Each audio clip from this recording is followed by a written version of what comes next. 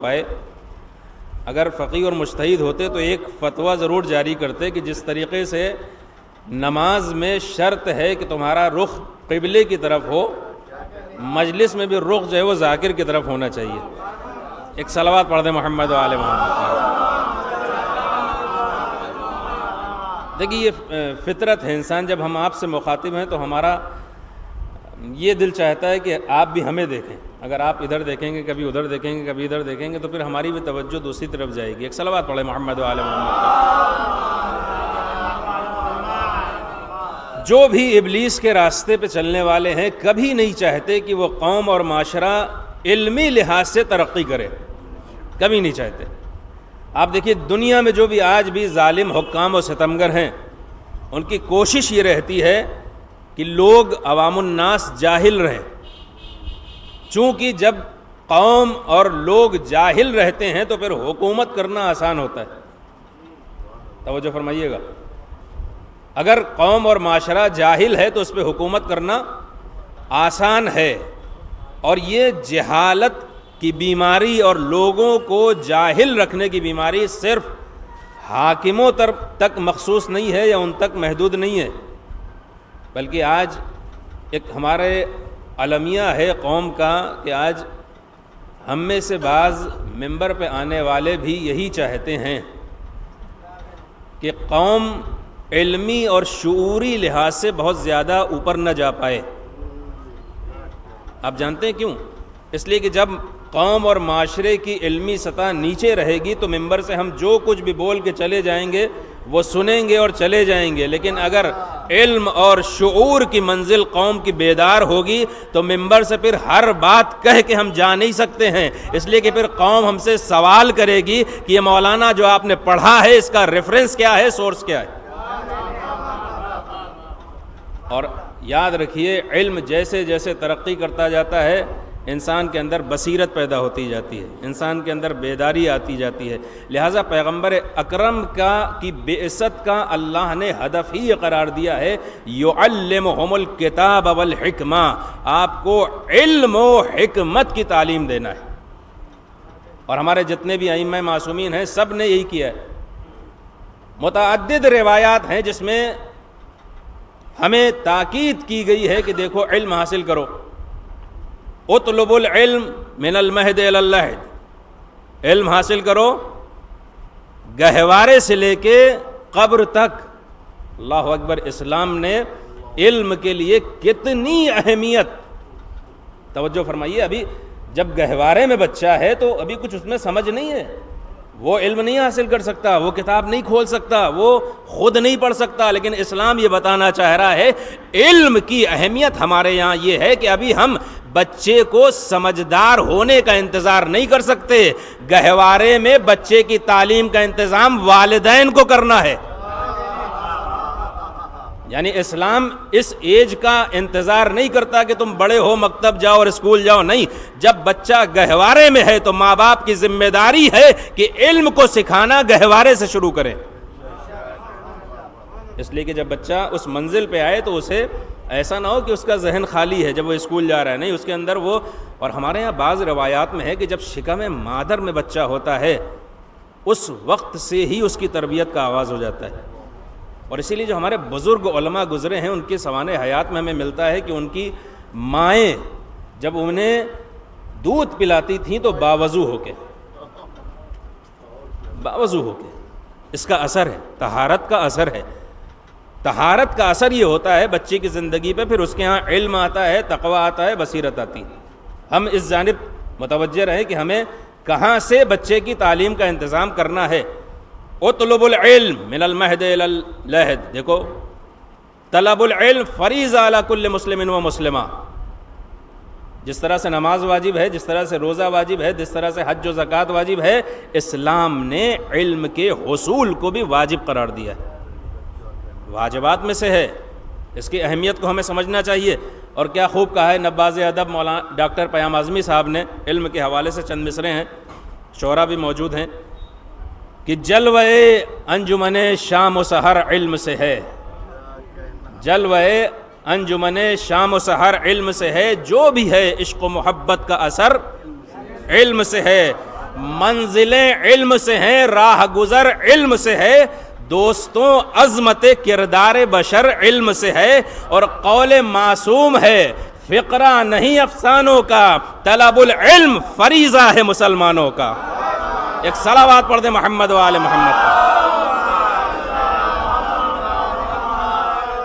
جلوہ انجمن شام و سحر علم سے ہے، جو بھی ہے عشق و محبت کا اثر علم سے ہے، منزلیں علم سے ہیں، راہ گزر علم سے ہے، دوستوں عظمت کردار بشر علم سے ہے، قول معصوم ہے، فقرہ نہیں افسانوں کا، طلب العلم فریضہ ہے مسلمانوں کا۔ آدم و نوح و ابراہیم کا کردار ہے علم، آدم و نوح و ابراہیم کا کردار ہے علم، کہیں حمزہ تو کہیں جعفر طیار ہے علم، اور مرکز وحی خدا احمد مختار ہے علم، کہیں زہرا تو کہیں حیدر کرار ہے علم، اور جہل اندھیروں کی طرح تیغ زنی کرتا ہے، علم ہی اصل میں خیبر شکنی کرتا ہے۔ ایک صلوات پڑھ دیں محمد و آل محمد پر۔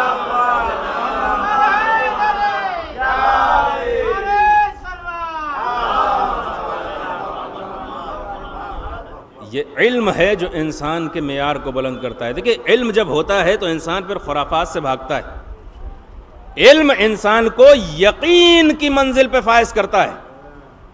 علامہ حلی کا نام آپ سب نے سنا ہے۔ علامہ حلی چھوٹے ہیں ابھی، دیکھیں ان کی ذکاوت و ذہانت و علم و بصیرت کا آپ اس سے اندازہ لگا سکتے ہیں کہ چھوٹے ہیں، بہت بچے۔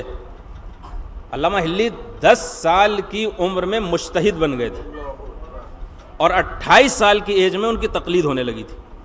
28 سال کی عمر میں وہ مرجع بن گئے تھے۔ 10 سال کا ایک بچہ مجتہد بن جائے، چھوٹے تھے ہیں، بچپنے کا تقاضا ہے، کوئی ایسا کام کیا کہ ماموں نے دوڑا لیا۔ اب آپ جانتے ہیں قرآن میں کچھ آیات ایسی ہیں جن کی تلاوت سنتے ہی سجدہ واجب ہو جاتا ہے، سننے والے پہ بھی پڑھنے والے پہ بھی، لیکن کس پہ؟ جو مکلف ہو، جو بالغ ہو۔ لیکن جو نابالغ ہے، جو بچہ ہے، اس پہ شرعی احکام لاگو نہیں ہوتے۔ جیسے ہی ماموں نے علامہ حلی کو دوڑایا اور نزدیک تھا کہ ماموں پکڑ لیں، ایک مرتبہ علامہ حلی نے اس بچپنے میں اس آیت کی تلاوت کی جس سے سجدہ واجب ہو جاتا ہے، اور جیسے ہی تلاوت کی ماموں سجدے میں چلے گئے، علامہ حلی وہاں سے۔ دیکھیے یہ علامہ حلی کا علم، ذکاوت، اور وہ اس بچپنے میں۔ میں جو عرض کرنا چاہ رہا ہوں کہ علم انسان کو خرافات سے دور کرتا ہے، علم انسان کو بصیرت سے نزدیک کرتا ہے۔ علامہ حلی مسجد میں بیٹھے ہوئے ہیں، شاگردوں کو درس دے رہے ہیں۔ مسجد میں ایک پاگل دیوانہ داخل ہوتا ہے۔ دیکھیے ہمارا فقہی حکم یہ ہے کہ دیوانوں کو بچوں میں مسجد میں ٹھہرنے نہیں دینا ہے، یہ فقہی حکم ہے۔ کیوں؟ اس لیے کہ کچھ بھی کر سکتے ہیں، وہ مسجد کو نجس کر سکتے ہیں، قرآن کی توہین کر سکتے ہیں، مسجد کی توہین کر سکتے ہیں، چونکہ ان کی عقل زائل ہو چکی ہے، انہیں نہیں معلوم۔ فقہ کہتی ہے کہ اگر مسجد میں کوئی دیوانہ آتا ہے تو اسے مسجد سے باہر کر دو۔ علامہ حلی بیٹھے ہوئے ہیں، درس و تدریس کر رہے ہیں، ایک دیوانہ مسجد میں داخل ہوا، اپنے شاگردوں سے کہتے ہیں اس دیوانے کو مسجد سے باہر کر دو۔ لوگوں نے مسجد سے باہر کر دیا۔ رات آتی ہے، علامہ حلی سوتے ہیں، خواب میں ایک نورانی شخصیت کو دیکھتے ہیں، بزرگ، وہ ان کے سامنے آتی ہے اور کہتی ہے کہ ہم تم سے بہت ناراض ہیں۔ کہا کیوں؟ کہا تم نے آج مسجد میں اس دیوانے کو باہر کیوں کیا؟ اب علامہ حلی کی آنکھ کھل جاتی ہے، لیکن علامہ حلی کو معلوم نہیں یہ نورانی شخصیت جو بڑی بڑی داڑھی لے کے آئی ہے کون، یہ ولی ہے، نبی ہے یا فرشتہ ہے، نہیں معلوم۔ اگلی صبح ہوتی ہے، مسجد میں پھر درس شروع ہوتا ہے۔ توجہ رکھیے گا، علم یقین دلاتا ہے، جہل خرافات کی طرف لے جاتا ہے۔ دوسرے دن جیسے ہی درس و تدریس کا سلسلہ شروع ہوا، ایک مرتبہ وہی دیوانہ دوبارہ داخل ہوا مسجد میں۔ علامہ حلی نے ایک مرتبہ اس کو دیکھا، اور پھر رات کا خواب اور وہ بزرگ یاد آئے۔ تھوڑا سا ایک لمحہ کے لیے سوچا، ایک لمحے کے لیے، اور اس کے بعد اپنے شاگردوں سے کہتے ہیں اس دیوانے کو باہر کر دو۔ دیوانے کو باہر کر دیا گیا۔ رات میں پھر علامہ حلی نے خواب دیکھا، پھر وہی بزرگ شخصیت ہیں، بہت غصے میں کہ تم نے پھر وہی کام کیا، کل ہم ناراضگی جتا چکے تھے، پھر تم نے وہی عمل انجام دیا، پھر اس دیوانے کو باہر کر دیا۔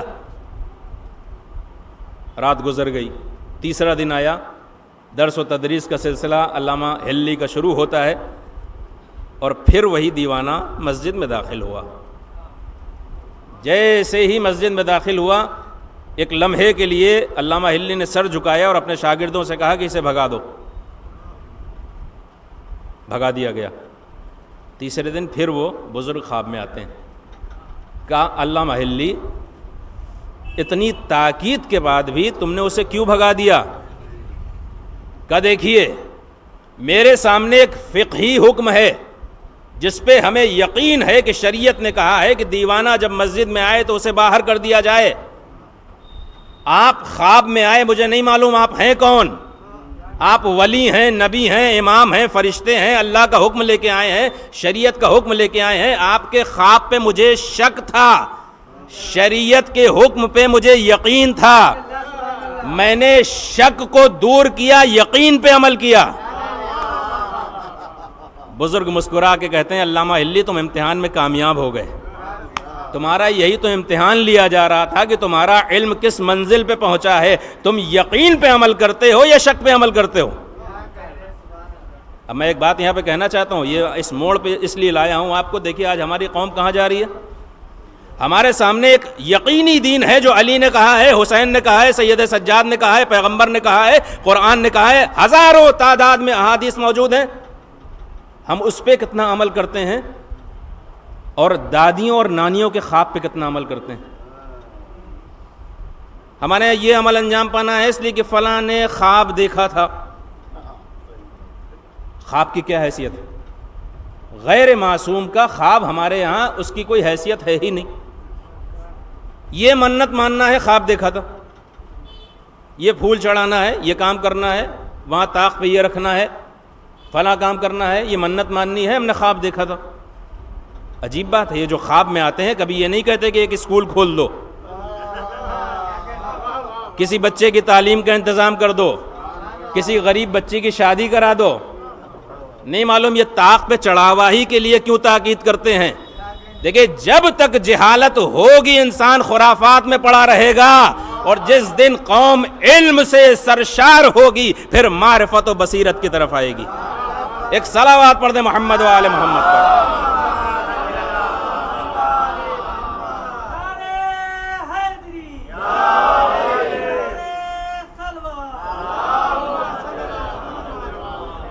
میں نے آپ سے عرض کیا، دیکھیے ہم میں سے بھی بعض لوگ ممبر سے آنے کے بعد نہیں چاہتے، یقین جانیے نہیں چاہتے کہ قوم کو بہت سی باتیں معلوم ہوں، اس لیے کہ ان کا فائدہ اسی میں ہے کہ معلوم نہ ہو، معلوم نہ ہو اسی میں ان کا فائدہ ہے۔ لیکن قوم کو تو کم سے کم اتنا سوچنا چاہیے کہ جس کا دین شروع کرتا ہے علم سے، پہلی آیت جو پیغمبر پہ نازل ہوئی اقرا، علم سے شروع ہوئی۔ امیر المومنین نے صلوات پڑھتے محمد وآل محمد۔ حکمت نمبر کلمات قصار 147، جس میں جناب کمیل سے علم اور مال کے بارے میں 6 فرق آپ نے بیان کیے ہیں، خوبصورت فرق ہیں۔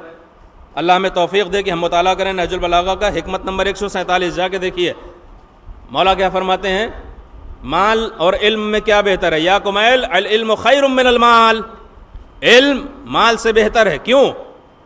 اس لیے کہ علم یحرسک، والمال، مال وہ ہے کہ تحرس المال، انت تحرس المال۔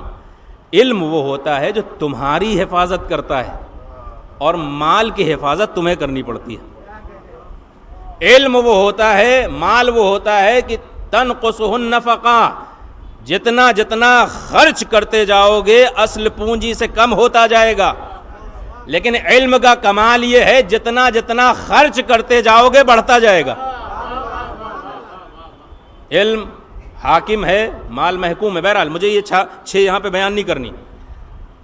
آخر میں مولا ایک جملہ فرماتے ہیں، یا کمیل، اور اپنے سینے کی طرف اشارہ کر کے کہتے ہیں انہا، ایک آہ بھرتے ہیں مولا، اس کے بعد فرماتے ہیں کہ لعلما جما، اے کمیل اس سینے میں علم کے خزانے ہیں، اے کاش کوئی اس خزانے کو حاصل کر لیتا۔ دیکھیے امیر المومنین کے دل میں تڑپ تھی کہ ان کے علم کو کوئی حاصل کرتا، لیکن اس دور میں کوئی ایسا نہیں تھا جو علی کے علم کو حاصل کر پاتا، اتنی بصیرت نہیں تھی، جہالت تھی لوگوں میں، سوال کرتے بھی تھے تو وہ سوالات جس میں نہ قوم کا فائدہ ہے، نہ دین کا فائدہ ہے، نہ اپنا فائدہ ہے۔ دیکھیے آج ہمارے یہاں بھی بہت سے لوگ ہیں مولانا کے پاس آتے ہیں، وہ سوال کرتے ہیں جس سے نہ ان کو فائدہ ہے نہ قوم کا۔ جناب موسیٰ کی دادی کا کیا نام تھا؟ مولانا صاحب مولانا جناب موسیٰ کی دادی کا کیا نام تھا؟ اب دادی کے نام سے اگر ہم جانیں گے بھی یا نہیں بھی جانیں گے تو اس سے ہمیں کیا فرق پڑتا ہے بھائی؟ خود ہمارے لیے کیا فرق ہے، خود دین کے لیے کیا فرق ہے، خود معاشرے اور قوم کو کیا فائدہ ہے؟ وہ سوال کیجئے جس سے ہماری معلومات میں اضافہ ہو، قوم کو فائدہ ہو، معاشرے کو فائدہ ہو۔ ہمارے یہاں سوالات وہ ہوتے ہیں جن کا کوئی فائدہ نہیں۔ امیر المومنین سے بھی ایسے ہی سوال کیے جاتے تھے۔ امیر المومنین کو دل میں درد تھا، امیر المومنین کے در میں کوئی ایسا زمانے میں کوئی ایسا نہیں تھا جو علی کے علم کو حاصل کر سکے، لیکن زمانہ گزرا، امام باقر امام صادق علیہ السلام کا دور آیا،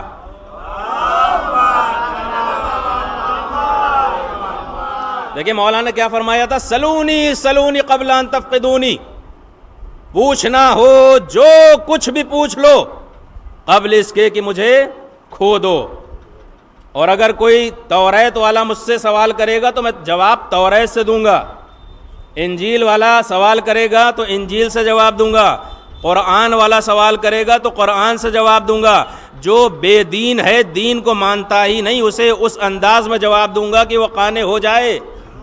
لیکن اس کے بعد بھی کوئی نہیں آیا علی سے سوال کرنے والا، لیکن ہمارے 5ویں اور 6ٹھے امام نے علم کی ایک تحریک چلائی، اور اس تحریک کا اثر وہ ہوا ہے کہ ہمارے 8ویں امام امام علی ابن موسیٰ الرضا علیہ السلام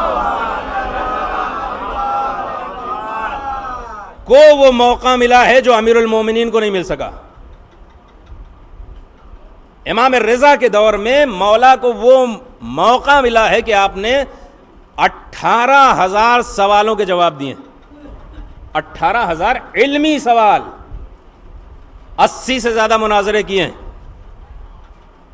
ایک اور صلوات پڑھیں اور پھر ہماری طرف دیکھیں کچھ لوگ بعد میں آئے تھے، انہوں نے ہمارا فتویٰ نہیں سنا تھا۔ جتنی دیر مجلس ہے رخ آپ کا ہماری طرف ہے، پھر آپ اطمینان سے دائیں بائیں بات جتنا دیکھنا چاہیں دیکھ لیں۔ ایک صلوات پڑھ دیں محمد وعلی محمد۔ جو دل میں امیر المومنین کے تڑپ تھی وہ اس دور میں کوئی ایسا نہیں آیا جو علی سے سوال کر سکتا، لیکن امام رضا کے دور میں اللہ نے وہ موقع دیا ہے لوگوں کو، لوگوں نے سوال کیا ہے، یعنی اس دور میں امام باقر اور امام صادق کی محنت کا نتیجہ یہ تھا کہ لوگوں میں اتنا شعور پیدا ہو گیا تھا کہ اب امام رضا سے جو سوال کرتے تھے وہ دینی سوال ہوتے تھے، منطقی سوال ہوتے تھے۔ مولا نے 18,000 سوالوں کے جواب دیے، 80 مناظرے کیے۔ مامون نے ایک مناظرہ تیار کیا جس میں مختلف ادیان و مذاہب کے علماء اور دانشوروں کو دعوت دی۔ مقصد کیا تھا؟ سوال پوچھنا نہیں، مقصد تھا کہ دنیا بھر کے علماء اور دانشوروں کو بلا کے امام رضا کی تحقیر کی جائے، تحقیر کی جائے۔ اچھا ہوتا یہ ہے کہ کبھی کبھی دشمن یہ سوچتا ہے کہ ہم یہ کریں گے، لیکن ہوتا وہ ہے جو خدا چاہتا ہے۔ امام رضا کو دعوت دی گئی، ہر طرح کے ادیان و مذاہب کے ماننے والے علماء اور دانشوروں کو جمع کیا گیا۔ مقصد تھا ایسے سوال پوچھے جائیں گے کہ علی ابن موسیٰ الرضا جواب نہ دے سکیں۔ جب امام چلنے لگے تو امام کے کچھ صحابیوں کو یہ علم ہوا کہ مامون نے آج جو مناظرہ رکھا ہے وہ سوال پوچھنے کے لیے نہیں بلکہ امام کی تحقیر کے لیے۔ اب دوست ہیں، احباب ہیں، اصحاب ہیں، دوڑ کے آتے ہیں، مولا آج کے مناظرے میں نہ جائیے۔ کہا کیوں؟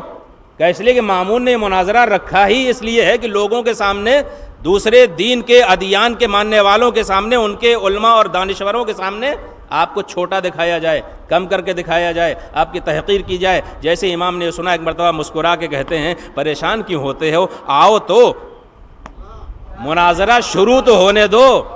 اگر توریت سے کوئی پوچھے گا توریت سے جواب دوں گا، انجیل سے پوچھے گا انجیل سے جواب دوں گا، قرآن سے پوچھے گا قرآن سے جواب دوں گا۔ ایک صلوات پڑھ دے محمد و آل محمد۔ کبھی کبھی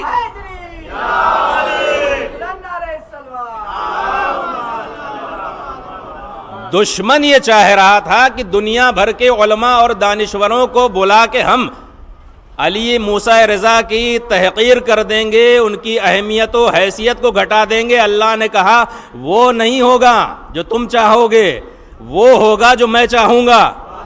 بزم تمہاری ہوگی، تمہاری نیت تھی علی ابن موسیٰ رضا کی تحقیر، لیکن بزم تمہاری ہوگی، لیکن وہ نہیں ہوگا جو تم چاہو گے۔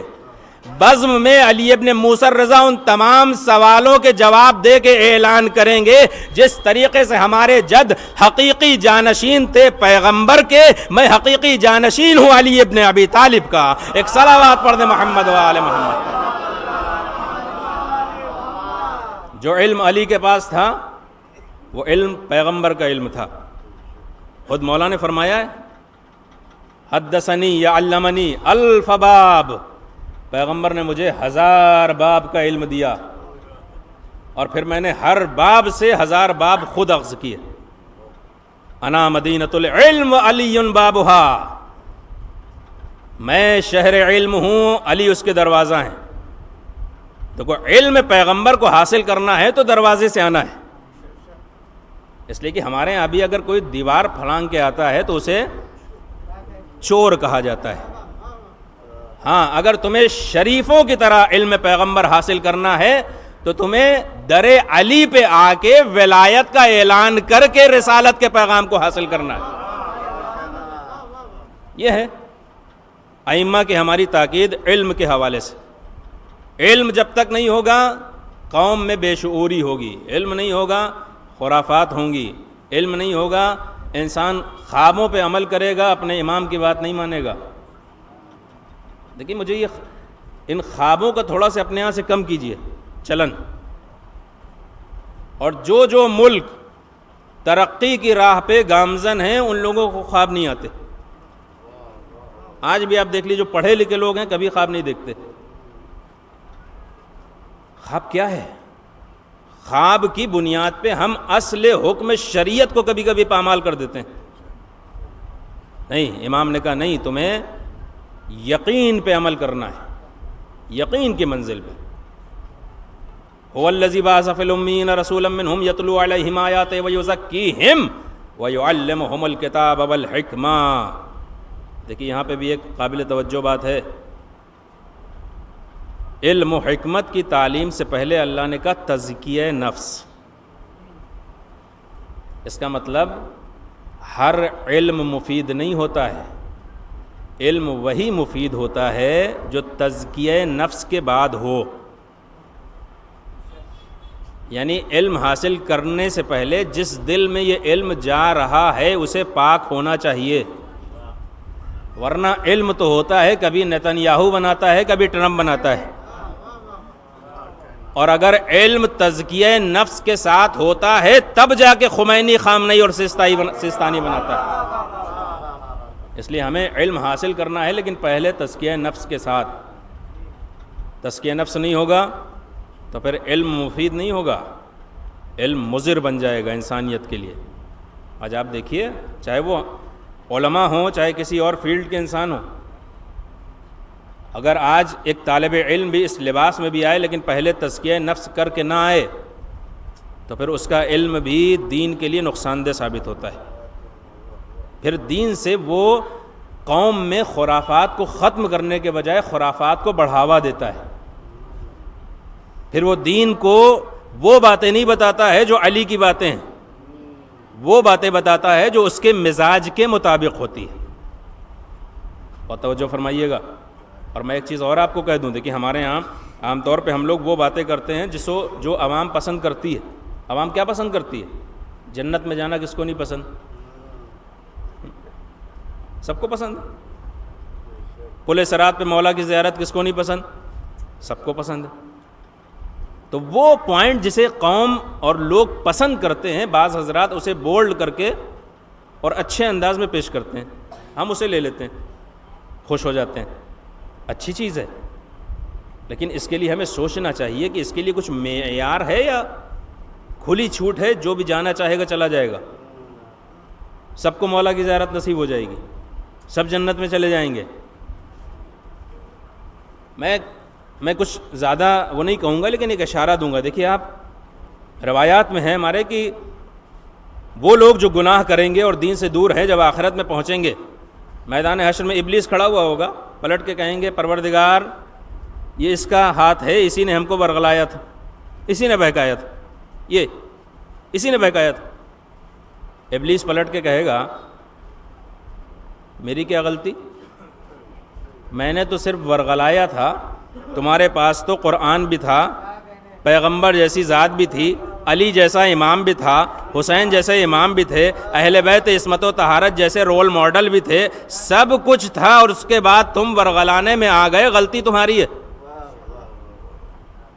دیکھیے میں ایک چیز اور کہہ دوں، بہت اب اس سے تھوڑا سا آپ سنجیدگی سے غور کیجئے گا. ہو سکتا ہے کہ ممبر سے ہم آپ کو عمل سے دور کر کے، صحیح عقائد سے دور کر کے جنت کا سرٹیفکیٹ دے کے چلے جائیں، اور آپ خوش بھی ہو جائیں، لوگ خوش بھی ہو جائیں، اور آخرت میں جب ہمیں نظر آئے کہ یہ وہ نہیں ہے جو ہمیں دنیا میں سمجھایا گیا تھا، ہم کھڑے ہو کے کہیں اللہ یہ اسی ذاکر کی خطا ہے، اسی نے ہمیں ورغلایا تھا، اسی نے بہکایا تھا، اسی نے یہ پیغام دیا تھا. جان لیجئے پلٹ کے ہم بھی یہی کہیں گے کہ بھیا ہم نے تو ورغلایا تھا، تمہارے سامنے تو سیرت علی بھی تھی، سیرت حسین بھی تھی، اقوال فاطمہ بھی تھے، پیغمبر کی سیرت بھی تھی، تم نے ہماری بات مانی کیوں؟ تمہیں وہ دیکھنا ہے جو علی کہہ رہے ہیں، تمہیں یہ دیکھنا ہے جو حسین کہہ رہے ہیں، ثقلین صاحب کیا کہہ رہے ہیں، فلاں صاحب کیا کہہ رہے ہیں. بس اس حد تک ہمیں سننا ہے جب تک ہم علی کی بات کریں، جب تک ہم حسین کی بات کریں، جب تک ہم اہل بیت کی بات کریں. اور جب اس سے کراس ہو جائیں، اپنی بات کرنے لگیں، تو پھر ہماری بات کی کوئی ویلیو نہیں ہے. اس لیے کہ ذاکر اہل بیت اسی وقت تک محترم ہے جب تک منسوب ہو اہل بیت سے، جب تک منسوب ہو اہل بیت سے. اس لیے کہ ہمارے ہاں شخصیت پرستی نہیں ہے صاحب، ہمارے یہاں کردار پرستی ہے.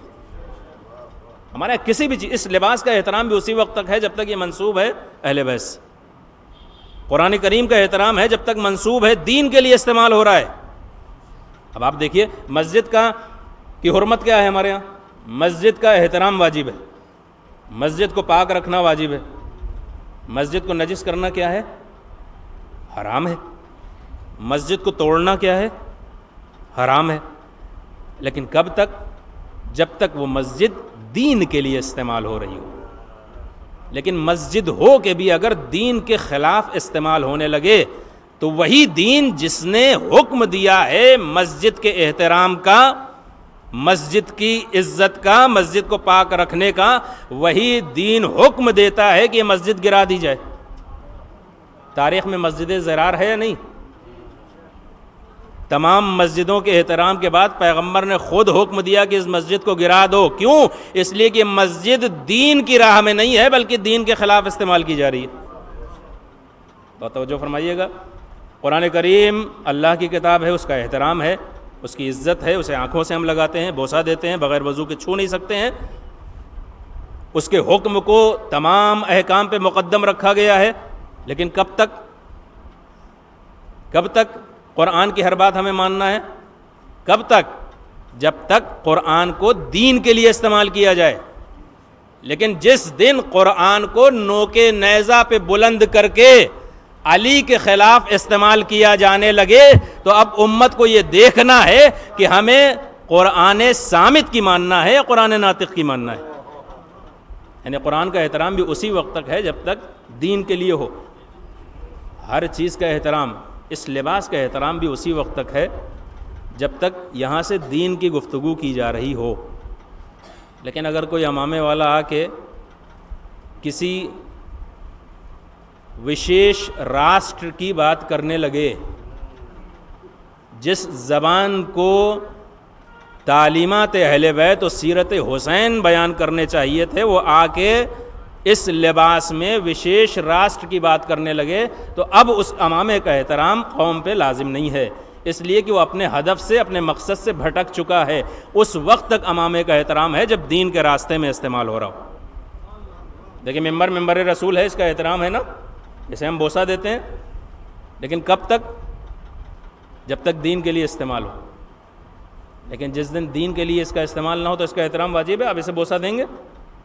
نہیں دیں گے. سید سجاد نے بتایا ہمیں. دربار یزید میں درباری خطیب یزید کا ممبر رکھا ہوا ہے، کھڑا ہو کے امیر المومنین کے شان میں گستاخی کر رہا ہے۔ ایک مرتبہ مولا پلٹ کے کہتے ہیں اذن لی یا یزید حتی اسعد ہذہ الاعواد، اے یزید تیرا درباری خطیب جو کچھ بولنا تھا بول چکا، اب مجھے بھی اجازت دے کہ میں بھی ان لکڑیوں کے ڈھیر پہ جاؤں۔ دیکھیے دربار یزید میں ممبر رکھا ہوا تھا، یہ ممبر، لیکن مولا سید سجاد نے ممبر کو ممبر کہہ کے نہیں کہا، بلکہ کہا مجھے لکڑیوں کے ڈھیر پہ جانے کی اجازت دے۔ مولا یہ تو ممبر ہے، مولا کہیں گے ممبر اس وقت تک ہوتا جب تک دین کے لیے استعمال ہو رہا، اگر دین کے خلاف استعمال ہونے لگے گا تو اب اس کا کوئی احترام اور اس کی عزت باقی نہیں رہے گی۔ یہی تو وجہ ہے، دیکھیے آپ غدیر خم میں ممبر نہیں تھا، اونٹوں کے کجاووں سے ایک بلندی پیغمبر نے بنوائی، لیکن چونکہ وہ علی کے فضائل کے لیے تھا اسے ممبر کہا گیا، یعنی اونٹوں کے کجاووں کے بعد بھی اسے ممبر کہا گیا۔ لیکن دربار شام میں شکل ممبر کی تھی، لیکن چونکہ علی کے خلاف تھا اسے لکڑیوں کا ڈھیر کہا گیا۔ اس کا مطلب اس کا احترام بھی اسی وقت تک ہے جب تک دین کی راہ میں ہو، جب تک علی کی راہ میں ہو۔ اور یہ تشخیص ہم کب دے سکتے ہیں؟ جب ہمیں علم ہو، جب ہمیں معرفت ہو۔ پیغمبر کی بعثت کا مقصد ہے تعلیم و حکمت، علم و حکمت کی تعلیم دینا۔ آج ہماری ذمہ داری بھی ہے، دیکھیے ہماری ذمہ داری صرف یاد اہل بیت کی منا لینا نہیں ہے۔ میں ایک بات بہت یہاں پہ احتیاط کے ساتھ اور ذمہ داری کے ساتھ کہہ رہا ہوں، صاحبان علم اور فہم کا مجمع ہے، اسے درک کیجیے گا۔ آپ یہ بتائیے کہ یہ جو ہم عزاداری کرتے ہیں، یہ ماتم کرتے ہیں، یہ مجلسیں کرتے ہیں، یہ علم و تابوت، یہ شب بیداریاں اور جلوس، یہ مقصد کربلا ہے؟ بتائیے، یہ مقصد ہے یا نہیں؟ مقصد نہیں ہے، یہ ذریعہ ہے، یہ ذریعہ ہے مقصد تک پہنچنے کا۔ مقصد حسین ہے اور ذریعہ اسی وقت تک محترم ہوتا ہے جب تک مقصد تک پہنچا دے۔ اگر عزاداری ہمیں اہل بیت تک پہنچا رہی ہے تب بامقصد ہے، اور اگر عزاداری ہمیں اہل بیت تک نہ پہنچا سکے تو پھر ہمیں سوچنا چاہیے کہ ہماری مجلسیں کیسی ہو رہی ہیں جو ہمیں علی سے نزدیک نہیں کر پا رہی ہیں، جو حسین سے نزدیک نہیں کر پا رہی ہیں، جو دین سے نزدیک نہیں کر پا رہی ہیں۔ تو اگر ہماری مجلسیں، ہماری عزاداریاں ہمیں حسین سے نزدیک نہیں کر پا رہی ہیں تو اس کا مطلب یہ جو ذریعہ ہے اس میں کچھ کمی ہے، ہمیں وہ کمی دور کرنا ہے۔ ہمیں اپنی مجلسوں کو ایسا بنانا ہے کہ یہاں مجلس میں آنے والا جب مجلس سے اٹھ کے جائے تو سیرت حسین کا کوئی پہلو لے کے جائے، علی کی سیرت سے کچھ حاصل کر کے جائے، کچھ نہ کچھ کم سے کم ہمارے علم میں، ہمارے کردار میں، ہماری سیرت میں اضافہ ہو۔ اور اگر ہم اپنی مجلسوں کو ایسا بنائیں گے تو پھر ہماری یہ مجلسیں وہ ہیں جو ہمیں حسین تک پہنچائیں گی، جو ہمیں کربلا تک پہنچائیں گی، جو ہمیں پیغمبر تک پہنچائیں گی۔ ہماری ذمہ داری کیا ہے؟ پیغمبر کی ذمہ داری تھی ہمیں علم و حکمت کی تعلیم دینا، اور ہماری ذمہ داری یہ ہے پیغمبر کی اس جافشانی اور امام حسین کی قربانیوں کے مقابلے میں کہ جو پیغام حسین ابن علی نے چھوڑا ہے ہم اسے زندہ رکھیں اور ان کے مشن کو آگے بڑھائیں۔ یہ ہماری اخلاقی اور ایمانی ذمہ داری ہے کہ ہم گریہ کرتے ہیں، ماتم کرتے ہیں، لیکن اسے ہم مقصد نہ سمجھ لیں۔ مقصد یہ نہیں ہے، یہ ذریعہ ہے، یہ ذریعہ ہے حسین تک پہنچنے کا۔ نماز کیا ہے؟ نماز مقصد ہے؟ مقصد نہیں ہے، نماز ذریعہ ہے اللہ تک پہنچنے کا۔ اور اگر کوئی نماز کو، کوئی تسبیح پروردگار کو مقصد سمجھ لیتا ہے، ذریعہ نہیں سمجھتا ہے، تو پھر وہ غلط راستے پہ چلا جاتا ہے۔ میں آپ کو ایک مثال دوں، جو لوگ ذریعہ سمجھتے ہیں تسبیح کو، وہ جو تسبیح پڑھتے ہیں تو اس کے معنی پہ غور کرتے ہیں، اور جو اسے مقصد سمجھ لیتے ہیں پھر شب قدر میں وہ یہی گنتے ہیں کہ کتنے انا انزلنا پڑھے، اور انا انزلنا میں کیا ہے اس کی طرف توجہ نہیں جاتی۔ اس کا مطلب ہم نے اس تسبیح کو ذریعہ سمجھا ہے، مقصد سمجھا ہے، ذریعہ نہیں۔ وہ تسبیح مقصد نہیں ہے، تسبیح ذریعہ ہے پروردگار کا قرب حاصل کرنے کے لیے۔ ہمیں اس تسبیح اور ان نمازوں سے اللہ کا قرب حاصل کرنا ہے۔ اسی طریقے سے ان عزاداری سے ہمیں حسین کی رضا حاصل کرنی ہے، صدیقہ کی خوشنودی حاصل کرنی ہے۔ ایک صلوات پڑھ دیں محمد و آل محمد۔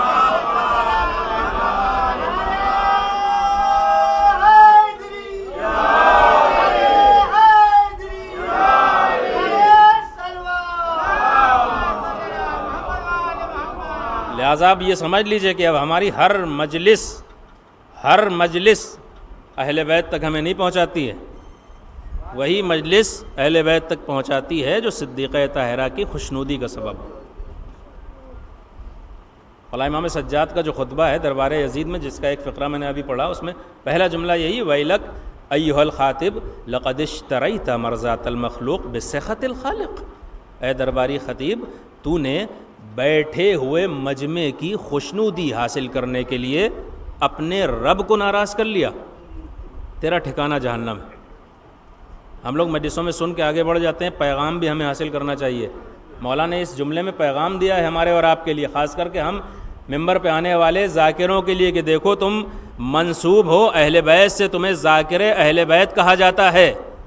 جب تم منسوب ہو ہم سے، تمہیں ذاکر اہل بیت کہا جاتا ہے، تو تمہاری پہلی ذمہ داری ہے کہ ممبر پہ آنے کے بعد بیٹھے ہوئے مجمع کو راضی کرنے کی کوشش نہ کرو، وہ بولو جس سے پروردگار راضی ہو، جس سے اہل بیت راضی ہوں، جس سے حسین راضی ہوں، جس سے علی راضی ہوں۔ ہماری ذمہ داری یہ ہے کہ ہمیں وہ بولنا ہے، اور مشکل یہیں پہ کھڑی ہوتی ہے۔ دیکھیے، جب ہم تھوڑا سا دیکھتے ہیں کہ بخشی کے تالاب کے مومنین کو کیا پسند ہے، کیسا مزاج ہے، ویسا بولا جائے تو اگلے محرم میں بلائے جائیں گے۔ میں آپ کو ابھی اسی محرم کی ایک وہ دوں، ایک بڑے آپ کے خطیب ہیں، سب جانتے ہیں آپ، ان کے پاس فون آیا ایک جگہ سے کہ عشرے میں خالی ہیں آپ؟ اچھا، بہت سے لوگ ہوتے ہیں مول بھاؤ بھی کرتے ہیں۔ اچھا، ہماری قوم کو بھی مزہ آتا ہے، جو مول بھاؤ کرتے ہیں پھر انہی کے پیچھے بھاگتی بھی ہے۔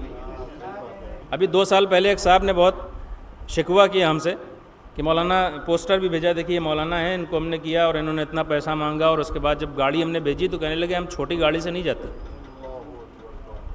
اب وہاں پہ مومنین بیٹھے ہوئے، ان کے لیے بڑی گاڑی آئی، تو ہم نے کہا چلو کم سے کم جناب کو سمجھ میں تو آ گیا کہ کیسے ذاکروں کو بلانا چاہیے۔ افسوس یہ ہوا کہ اگلے سال جب انہوں نے واٹس ایپ پہ رقعہ بھیجا تو وہی ذاکر پھر پڑھ رہے تھے ان کے یہاں۔ یعنی قوم کو بھی مزہ آتا ہے۔ ایک صلوات پڑھ دیں محمد و آل محمد۔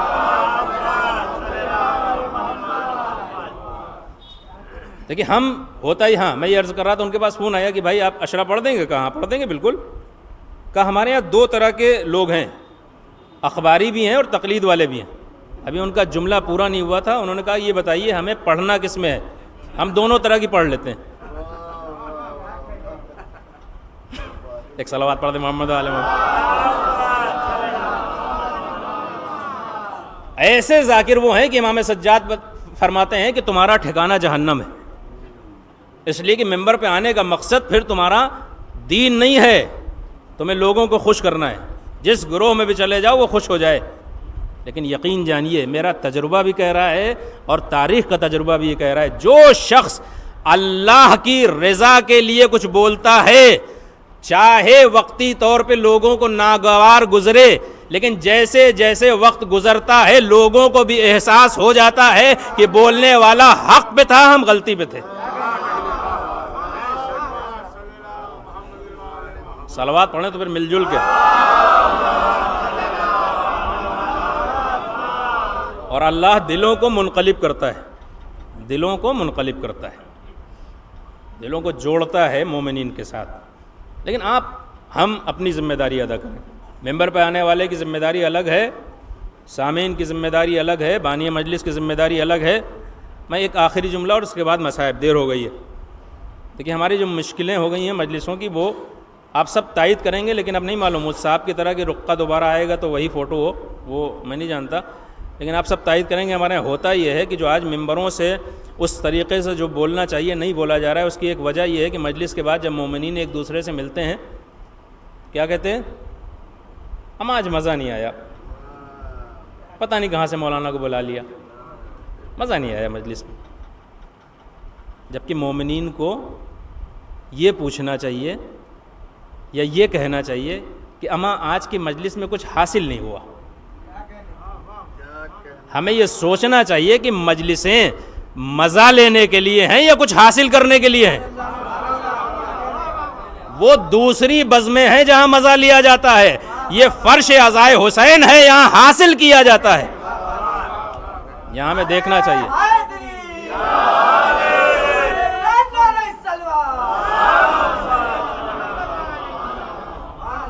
یہاں ہمیں دیکھنا چاہیے کہ ہمارا مجلس میں آنے کے بعد ایمان تازہ ہوا یا نہیں، عقیدہ محکم ہوا یا نہیں، سیرت اور کردار میں کوئی تبدیلی آئی یا نہیں. ہاں، ایمان تازہ ہوا، عقیدہ محکم ہوا، کردار میں تبدیلی آئی تو پھر ہمیں کہنا چاہیے اللہ اکبر، مزہ آ گیا. ہاں، تب مزہ پھر مزہ ہے. ورنہ 1 گھنٹہ ہم گزار کے یہاں سے چلے جائیں جیسے تھے ویسے ہی گئے، بلکہ کبھی کبھی تو کچھ الٹا ہی لے کے جاتے ہیں. نہیں، جیسے جیسے علم قوم میں، معاشرے میں آگے بڑھے گا، جہالت کم ہوگی، خرافات اپنے آپ کم ہو جائے گی. اور اسی لیے دین اسلام نے سب سے پہلے تاکید کی ہے علم پہ. اور آج جن حالات اور شرائط میں ہم اس دنیا میں زندگی بسر کر رہے ہیں، آج تو ہمیں دکھائی دینا چاہیے کہ ہمارا فیوچر اسی وقت، ہمارا مستقبل اسی وقت تابناک ہے جب ہماری قوم کا بچہ تعلیم یافتہ ہو. دیکھیے، جو نہیں پڑھ سکا، لیکن اب ہم 2 کپڑے ہمارے پاس نہ ہوں، اے سی نہ ہو، پنکھا نہ ہو، کم کھائیں، پھل نہ کھائیں، اچھی غذائیں نہ کھائیں، لیکن بچہ ہماری تعلیم سے محروم نہیں رہنا چاہیے. اور سوچ لیجئے، اس لیے کہ جو آنے والے حالات ہیں اس میں صرف تعلیم ہے جو ہمیں بچا سکتی. صرف تعلیم.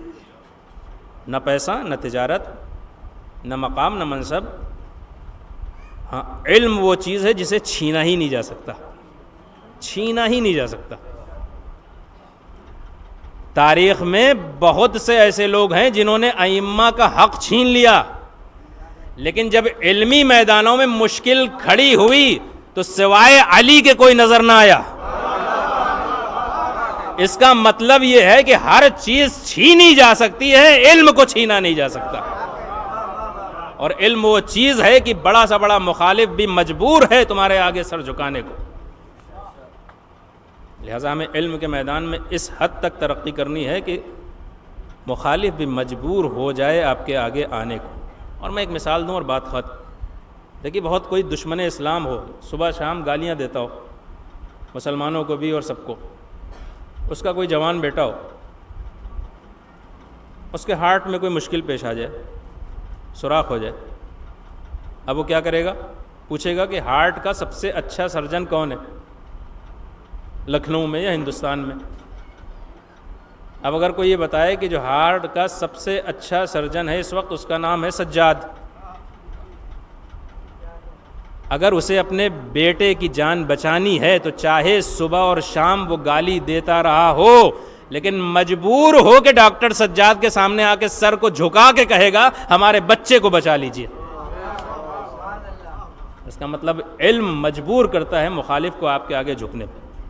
ہمیں یہ طے کرنا ہے. ان مجلسوں کا واسطہ دے کے میں آپ سے کہہ رہا ہوں کہ جو کچھ بھی ہوا وہ ہوا، چھوڑ دیجئے. لیکن اب ہمیں بچوں کو، ہوتا یہ ہے کہ جو غریب لوگ ہیں ان کے یہاں زیادہ مشکل پیش آتی ہے، بیچارے پریشان ہوتے ہیں. میں یہ نہیں کہہ رہا ہوں کہ پریشانی نہیں ہے، سوچتے ہیں ہمارا بچہ بھی ہمارے ساتھ لگ جائے، تھوڑا سا ہمارا سہارا بن جائے گا. نہیں، ہمیں تھوڑا سے قربانی دینی ہے. 1-2 نسل تو قربانی دینا ہوگی. بغیر قربانی دیے کچھ نہیں ہوتا ہے. قربانی دیے بغیر کچھ نہیں ہوتا ہے. جو قربانی دیتا ہے اسے فائدہ نہیں ملتا ہے، فائدہ بعد کی نسلوں کو ملتا ہے. سرکار سید الشہداء نے بھی قربانی دی ہے نا کربلا میں، تبھی تو بعد میں امت کو نجات ملی. ورنہ تو سرکار سید الشہداء نے تو اپنا کڑیل جوان بھی دے دیا، ششماہا بھی دے دیا. مولا نے تو سب کچھ قربان کر دیا، لیکن فیوچر کے لیے کہ ہم قربانی دے کے جا رہے ہیں، لیکن ہم تمہیں وہ قوم بنائیں گے کہ دنیا کی ہر قوم بھی جس محاذ پہ بڑے سے بڑے ظالم کے آگے جھک جائے گی، تمہیں ہم ایسا بنا دیں گے کہ چاہے جتنا بڑا ظالم ہو تم کبھی جھکو گے نہیں.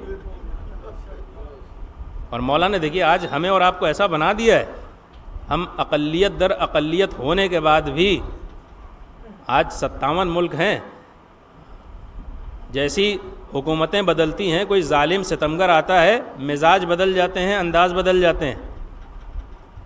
بش آتا ہے تو اسلامی حکومتوں کے حاکموں کا الگ انداز ہوتا ہے، اوباما آتا ہے تو الگ انداز ہوتا ہے، ٹرمپ آتا ہے الگ انداز ہوتا ہے، لیکن جو حسینی مکتب کا پروردہ ہے اس کا انداز وہی رہتا ہے جو بش کے دور میں تھا، جو اوباما کے دور میں تھا، وہی ٹرمپ کے دور میں بھی ہے۔ اس لیے کہ ہم حسین کے ماننے والے ہیں، سامنے جو بھی ہو ہمارے لیے ظالم ہو، ستمگر، اور ہمارا انداز وہی ہے جو ہمارے مولا کا تھا۔ بس عزیزوں، مولا امام حسین نے تمام قربانیاں دی ہیں، لِيَسْتَنْقِذَ عِبَادَكَ الْجَهَالَ مِنَ الْجَهَالَ وَحَيْرَةِ الزَّلَالَ، جہالت و گمراہی سے نکالنے کے لیے آج ہماری اور آپ کی ذمہ داری ہے اس جہالت و گمراہی سے قوم کو نکالنا۔ سرکار سید الشہداء نے ہر طرح کی قربانی دی۔ چہلم کی مجلسیں ہیں، یہ آج آپ کے یہاں جلوس ہے۔ دیکھیے مولا نے روز عاشور یا دیگر شہداء نے قربانیاں کم نہیں دی۔ دیکھیے حسین کے لیے آپ یہ کہہ نہیں سکتے کہ کون سی مصیبت سب سے سخت ہے۔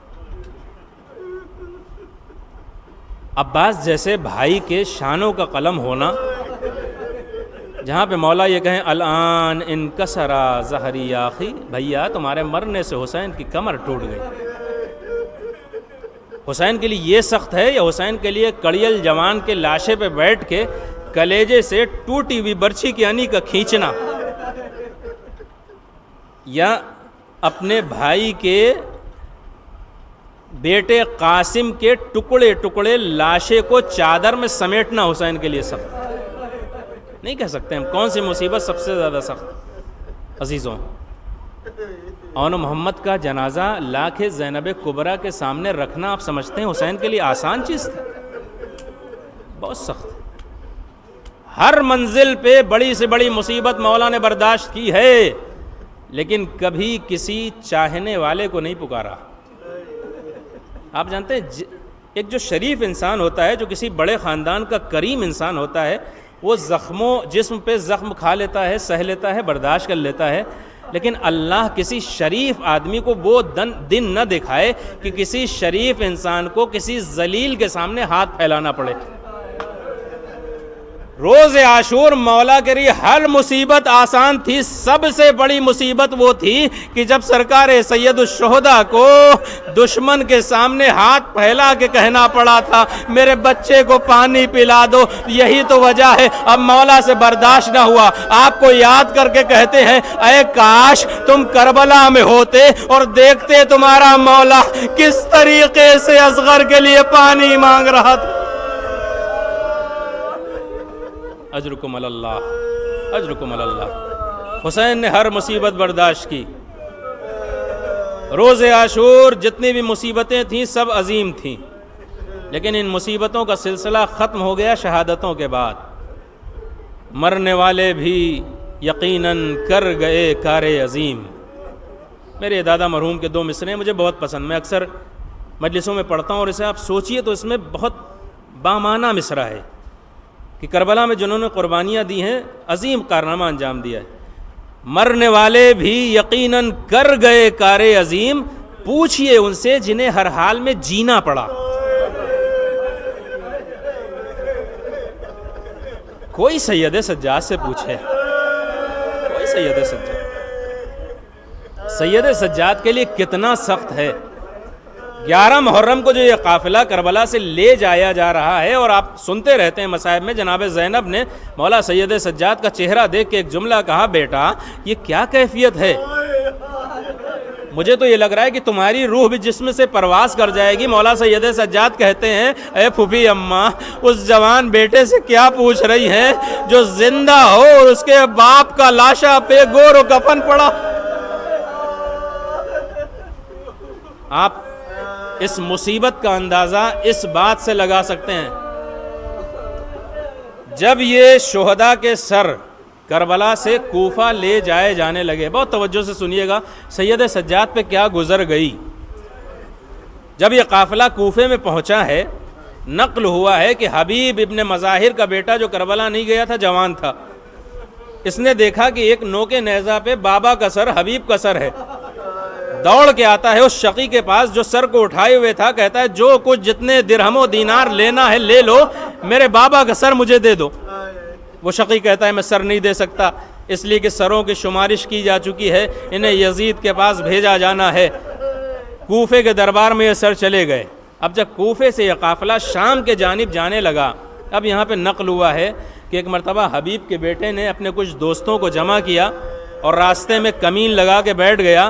جب وہ شقی جو حبیب کے سر کو نوکے نیزہ پہ اٹھائے ہوئے تھا نزدیک پہنچتا ہے تو اپنے ساتھیوں کے ساتھ اس شقی پہ حملہ کر کے اپنے باپ کا سر چھیننے کی کوشش کرتا ہے اور ایک جملہ کہتا ہے، اور یہ کہتا ہے بھلا کیسے ممکن ہے جس کا جوان زندہ ہو اس کے باپ کا سر نوکے نیزہ پہ بلند کیا جائے؟ مجھے نہیں معلوم سید سجاد تک ان کے کانوں میں یہ آواز گئی یا نہیں گئی، اللہ نہ کرے مولا سید سجاد نے یہ جملہ سنا ہو، اگر کانوں میں گئی ہوگی شاید مولا نے یہی کہا ہو، بابا حبیب کا بیٹا غلط نہیں کہہ رہا ہے، جس کا جوان زندہ ہو، ارے باپ کا لاشا بے گور و کفن پڑا ہو، جس کا بیٹا زندہ ہو، باپ کا سر نوکے نیزہ پہ ہو، بابا میں مجبور ہوں، ہاتھوں میں ہتھکڑیاں ہیں، پیروں میں بیڑیاں ہیں، اجرکم اللہ، اجرکم اللہ۔ سید سجاد پہ کیا گزر گئی۔ ہمارے 12 امام ہیں، کسی نے بھی یہ جملہ نہیں کہا جو سید سجاد نے کہا۔ مولا سید سجاد ایک مقام پہ کہتے ہیں، اے کاش میں اس دنیا ہی میں نہ آیا ہوتا کہ میں بلوے عام میں اپنی پھوپھیوں کو بے ردا دیکھتا۔ کسی امام نے دنیا میں نہ آنے کی تمنا نہیں کی ہے۔ اب آپ سوچئے سید سجاد پہ کیا گزر گئی۔ جب دربار یزید میں یہ اسیران اہل بیت داخل کیے گئے ہیں، آگے آگے مولا سید سجاد ہے، پیچھے پیچھے بیویاں ہیں، بیویوں نے حلقہ کر رکھا تھا، زینب کبریٰ کو درمیان میں لے رکھا تھا۔ یزید ملعون تخت پہ بیٹھ کے پوچھتا ہے زینب بنت علی کون ہے؟ جیسے ہی زینب کا نام سنا فضہ آگے آ جاتی ہیں۔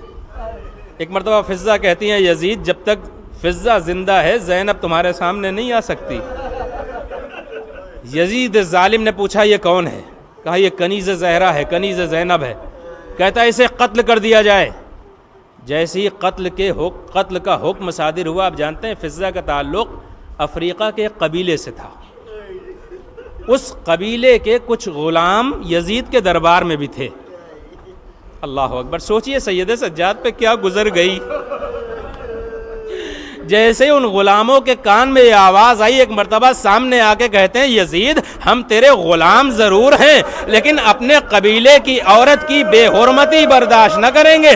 اللہ اللہ، غلام اپنے قبیلے کی عورت کی بے حرمتی برداشت نہ کر سکے؟ ہائے سید سجاد، ارے پھوپھیوں اور ماں کو بے ردا بلوے عام میں دیکھتے رہے، تازیانے لگتے رہے، سکینہ کے تماچے لگتے رہے، ہاتھوں میں ہتھکڑیاں ہیں، پیروں میں بیڑیاں ہیں، گلے میں خاردار توق، واہ حسینہ واہ مظلومہ۔